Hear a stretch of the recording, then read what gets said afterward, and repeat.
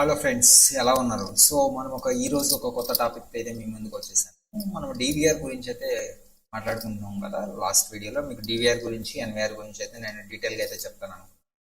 So ఈ రోజు మనం ఏం చేద్దామంటే డివిఆర్ గురించి అయితే తెలుసుకుందాం. డివిఆర్ అంటే ఫుల్ ఫామ్ ఏంటంటే డిజిటల్ వీడియో రికార్డర్ అనమాట.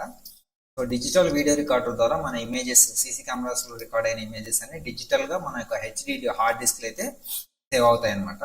సో డివిఆర్కి వచ్చేసరికి మాక్సిమం వచ్చేసి 5 మెగాపిక్సెల్ వరకు అయితే కెమెరాస్ అయితే సపోర్ట్ చేస్తాయి అనమాట.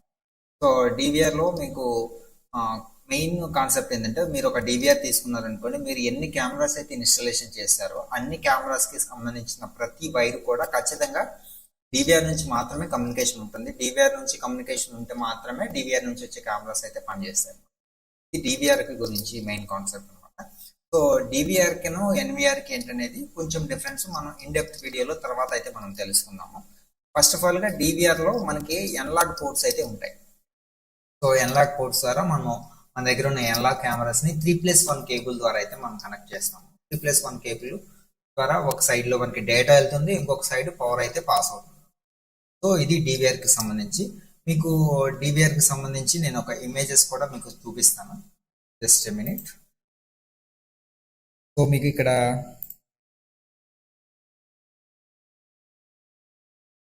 సో చూడండి, ఇది ఒక డివిఆర్ అనమాట. హిక్విజన్ కి సంబంధించిన డివిఆర్ ఇది. సో దీంట్లో చూడండి, ప్రతి పోర్టు కూడా కోయాక్సిల్ కేబుల్ ద్వారా 3+1 కేబుల్ ద్వారా అయితే మనకి ఖచ్చితంగా డివిఆర్కి అయితే కనెక్ట్ చేయబడి ఉంటుంది. ఇది డివిఆర్కి సంబంధించిన విషయం. సో షార్ట్ వీడియోలో నేను ఎందుకు చెప్తున్నానంటే, ఇది ఈజీగా అర్థం అవడం కోసం ఇది షార్ట్ వీడియోలో అయితే మీకు చెప్పడం జరుగుతుంది. సో ఈ డివిఆర్లో ఏముంటుందంటే, ఒక హార్డ్ డిస్క్ ఉంటుంది. ఈ హార్డ్ డిస్క్ ఏంటంటే, మీరు ఎన్ని రోజులు బ్యాకప్ అనేది మీకు కావాలని అనుకుంటున్నారు, దాన్ని బట్టి లోపల ఉన్న హార్డ్ డిస్క్ అనేది డిసైడ్ చేయబడడం జరుగుతుంది.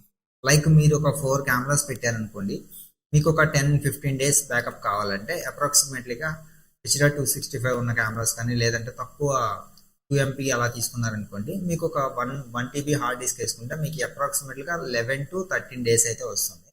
అదే మీకు నెంబర్ ఆఫ్ కెమెరాస్ ఎప్పుడైతే పెరిగాయి అనుకోండి, అప్పుడు ఏం చేయాలంటే హార్డ్ డిస్క్ కూడా పెరుగుతుంది అనమాట. ఎక్కువ బ్యాండ్ విడ్త్ తీసుకుంటుంది కాబట్టి, ఎక్కువ డేటాను స్టోర్ చేయాల్సి ఉంటుంది కాబట్టి, అప్పుడు బ్యాండ్ విడ్త్తో పాటు ఆటోమేటిక్గా ఏమవుతుందంటే మీకు హార్డ్ డిస్క్ అనేది అయితే పెరుగుతూ ఉంటుంది అనమాట.